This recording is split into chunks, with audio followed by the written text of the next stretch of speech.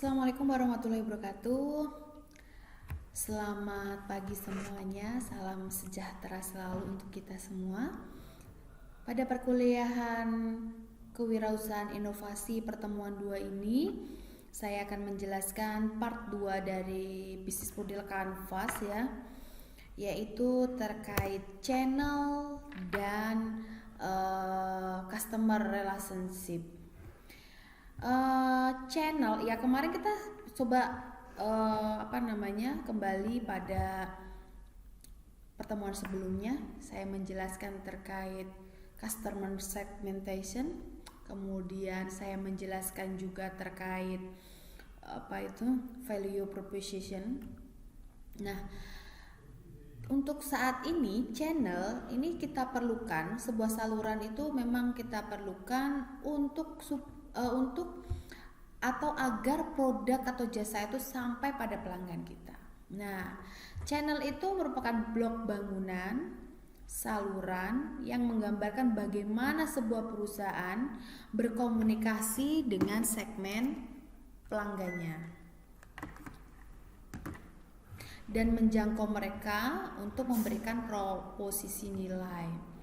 Nah, saluran komunikasi, distribusi, dan penjualan ini merupakan penghubung antara perusahaan dan pelanggan.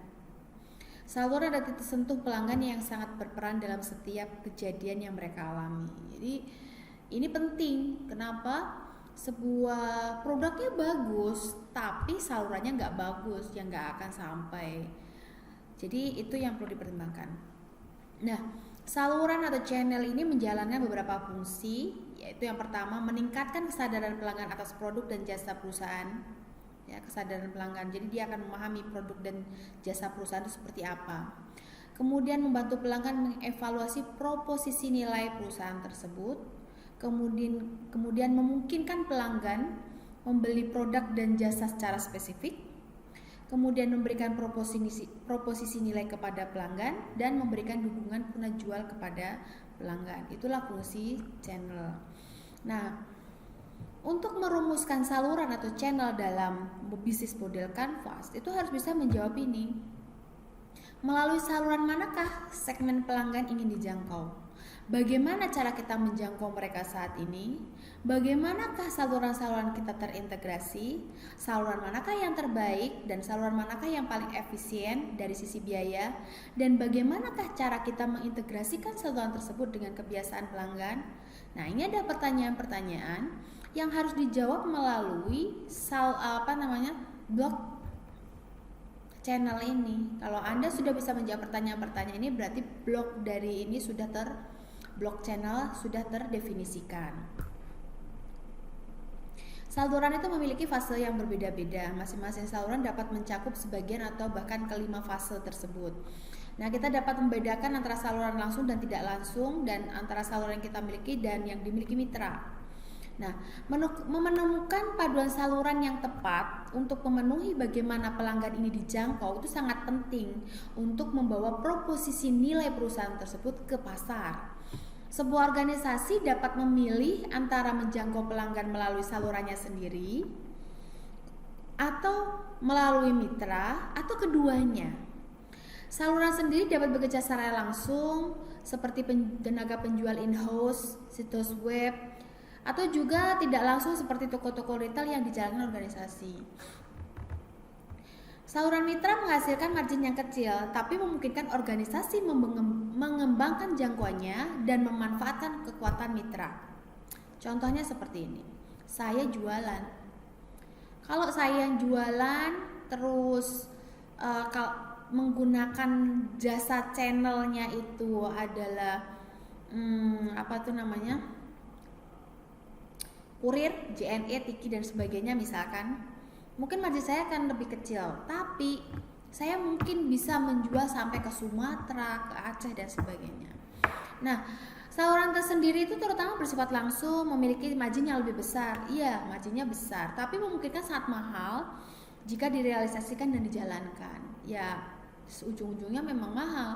Yang pertama, kadang tidak memperhatikan tenaga gitu kan, seperti itu. Nah, untuk mengatasinya, maka kita perlu menemukan keseimbangan yang tepat antara berbagai jenis saluran yang berbeda, diintegrasikan semua saluran tersebut untuk menciptakan pengalaman pelanggan yang hebat dan memaksimalkan pendapatan. Jadi channel ini fungsinya untuk menciptakan pengalaman pelanggan dan memaksimalkan pendapatan kita, seperti itu. Nah, channel juga bisa saja terkait advertising. Kalau kita mengiklankan door to door satu persatu ke pelanggan, mahal. Sekarang sudah ada sosial media. Kenapa nggak pakai sosial media saja, seperti itu? Nah, itu ada salah satu channel. Nah, ini ada jenis saluran, ada milik sendiri dan mitra, ada yang langsung dan tidak langsung. Kalau yang milik sendiri langsung, contohnya adalah tenaga penjual web, tenaga penjualan atau penjualan melalui web. Milik sendiri tapi tidak langsung, itu contohnya toko sendiri. Kalau milik mitra tidak langsung berarti toko mitra dan penjualan jumlah besar. Nah, ini fase-fase saluran bernama kesadaran. Bagaimana meningkatkan kesadaran terhadap produk dan jasa perusahaan kita. Kemudian mengevaluasi, bagaimana membantu pelanggan mengevaluasi proposisi nilai organisasi. Kemudian pembelian, bagaimana memungkinkan pelanggan membeli produk dan jasa spesifik kita. Penyampaian, bagaimana menyampaikan proposisi nilai kepada pelanggan. Dan kelima, purna jual, bagaimana memberikan dukungan purna jual kepada pelanggan. Nah, blok yang selanjutnya, blok keempat itu adalah customer relationship, yaitu blok bangunan hubungan pelanggan yang menggambarkan berbagai jenis hubungan yang dibangun perusahaan bersama segmen pelanggan yang spesifik. Nah, sebuah perusahaan harus menjelaskan jenis hubungan yang ingin dibangunnya bersama segmen pelanggannya. Hubungan dapat bervariasi mulai dari bersifat pribadi sampai otomatis. Hubungan pelanggan ini dapat didorong oleh motivasi berikut: akuisisi pelanggan atau retensi untuk mempertahankan pelanggan, dan peningkatan penjualan atau upselling, seperti itu. Contohnya pada mulanya pelanggan operator seluler dipacu oleh strategi akuisisi agresif, yaitu meliputi telepon seluler gratis. Ketika pasar mulai jenuh, fokus operator pun beralih bagaimana mempertahankan pelanggan dan meningkatkan pendapatan rata-rata pelanggan mereka. Jadi misalkan tadinya gini, saya seorang pemilik Newsat, kita kasih itu kartunya gratis semuanya. Nah, setelah itu apa yang dilakukan? Dia mempertahankan pelanggannya dengan apa? Misalkan benefit kuota gitu kan, gratis ini, gratis itu, bisa nonton ini, bisa nonton Netflix dan sebagainya. Nah, hubungan pelanggan yang diterapkan dalam model bisnis perusahaan sangat mempengaruhi pengalaman pelanggan secara keseluruhan. Dia jelas dengan banyaknya cara yang perusahaan itu dalam rangka strategi mempertahankan pelanggannya, tentunya pelanggan sangat diuntungkan, seperti itu. Customer relationship ini dapat terdefinisikan jika kita dapat menjawab pertanyaan ini. Jenis hubungan apakah yang diharapkan masing-masing segmen pelanggan untuk kita bangun dan pertahankan bersama mereka? Jenis hubungan apakah yang telah kita bangun, dan seberapa mahalkah jenis hubungan itu? Dan bagaimanakah hubungan pelanggan tersebut terintegrasi dengan model bisnis kita dengan yang lain? Nah, ini harus dijawab dalam definisi blok customer relationship. Kita dapat membedakan beberapa kategori hubungan pelanggan yang mungkin sudah ada dalam hubungan perusahaan dengan segmen pelanggan tertentu, yaitu contohnya bantuan personal khusus, swalayan, layanan otomatis, komunitas, dan ko-kreasi. Ini contohnya bantuan personal. Contoh bantuan personal itu hubungan ini didasarkan pada interaksi manusia. Pelanggan dapat berkomunikasi dengan petugas pelayanan pelanggan untuk mendapatkan bantuan selama proses penjualan atau setelah pembelian selesai. Nah, komunikasi ini dapat dilakukan di titik penjualan melalui call center, email, dan saluran lainnya. Kemudian bantuan personal khusus. Dalam hubungan jenis ini, perusahaan menugaskan petugas pelayanan pelanggan yang khusus diperuntukkan bagi klien atau individu tertentu.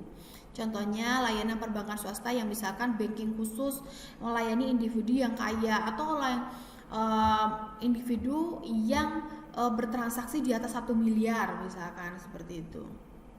Kemudian swalayan. Dalam hubungan jenis ini, perusahaan tidak melakukan hubungan langsung dengan pelanggan, tapi menyediakan semua sarana yang diperlukan pelanggan agar dapat membantu dirinya sendiri. Itu swalayan namanya. Kemudian ada layanan otomatis. Hubungan jenis ini mencampurkan bentuk layanan mandiri yang canggih dengan proses otomatis. Kemudian ada hubungan komunitas, ya, saat ini banyak sekali perusahaan yang memanfaatkan komunitas pengguna agar lebih terlibat dengan pelanggan atau prospek dan dapat memfasilitasi hubungan antar anggota komunitas. Kemudian ada juga co-kreasi. Beberapa perusahaan itu telah melibatkan pelanggan untuk mendesain produk yang inovatif juga. Jadi kadang perusahaan itu sudah harus berpikir ke sini, bagaimana hubungannya dengan pelanggan itu, seperti itu. Oke, mungkin itu saja dari saya. Semoga ini bermanfaat. Jadi Anda pada pertemuan ini dapat memahami konteks dari blog channel dan blog customer relationship. Jadi Anda sudah bisa merangkai 4 blog. Nanti kedepannya akan ada blog lagi, 2 lagi, sampai 9 blog. Itu saja mungkin dari saya. Jangan lupa dikerjakan bukti pertemuan kedua ini, ya, supaya Anda benar-benar mengikuti perkuliahan saya dan memahami materi saya. Itu saja dari saya tutup pertemuan ini. Wassalamualaikum warahmatullahi wabarakatuh.